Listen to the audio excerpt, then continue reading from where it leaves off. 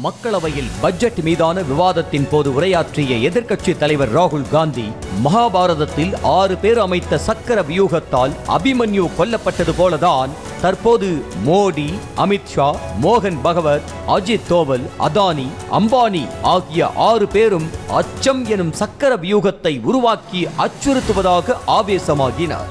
சக்கர வியூகத்தை உருவாக்கும் யாருமே உண்மையான இந்துக்கள் இல்லை என சாடிய ராகுல் காந்தி, சக்கர வியூகத்தில் சிக்குவதற்கு இந்திய மக்கள் ஒன்றும் அபிமன்யுக்கள் அல்ல, அர்ஜுனாக்கள் என்றார். तो जैसे उस टाइम 6 लोग कंट्रोल करते थे, वैसे आज भी 6 लोग कंट्रोल कर रहे हैं. चक्रव्यूह को नरेंद्र मोदी जी, अमित शाह जी, मोहन भगवत जी, अजीत दोवल जी, अंबानी और अदानी जी कंट्रोल कर रहे हैं.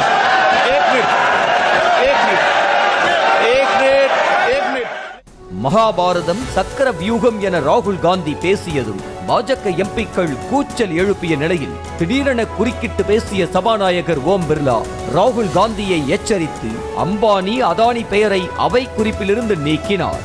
தொடர்ந்து பேசிய ராகுல் காந்தி அம்பானி, அதானி பெயரை குறிப்பிடும் இடத்தில் A1, A2 என பேசி அவையை இன்னும் பரபரப்பாக்கினார். मंत्री जी को अदानी जी और A1 एंड A2 की रक्षा करनी है, मैं समझता हूँ. वो सर ऊपर से ऑर्डर आया है सर ऊपर से ऑर्डर आया है सर, मैं समझता हूँ, मैं इस पर कोई टिप्पणी नहीं करूंगा.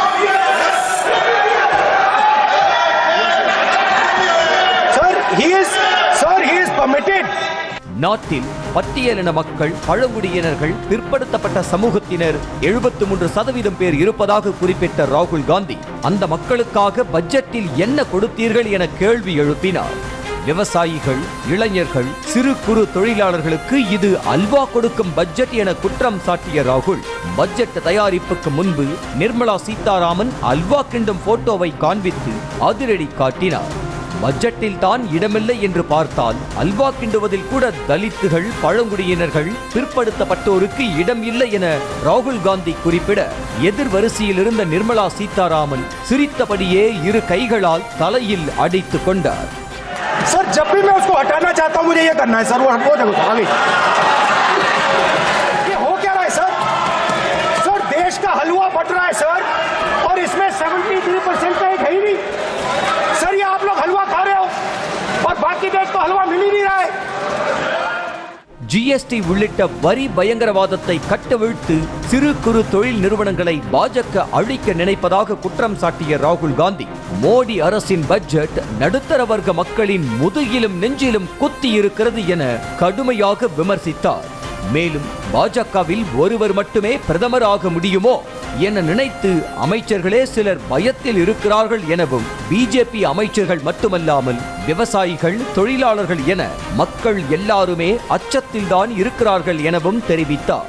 माइनॉरिटी चाहते, सब चाहते हैं, क्योंकि सब लोगों को यह पता लगाना है कि हमारी भागीदारी कितनी है, हमारी हिस्सेदारी कितनी है.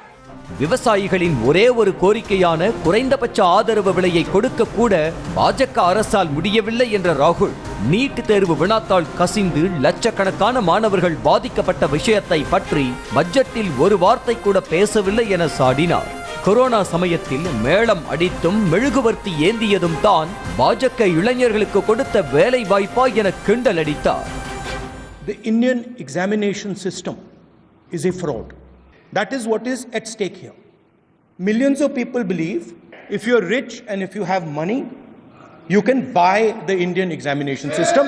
மக்களவையில் 1 மணி நேரத்திற்கு மேலாக ராகுல் காந்தி உரையாற்றிய நிலையில் இடையிடையே பாஜக எம்பிக்கள் கூச்சல் போட்டு அமளியில் ஈடுபட்டனர். ஆனாலும் ராகுல் காந்தி உரையை நிறுத்தவில்லை.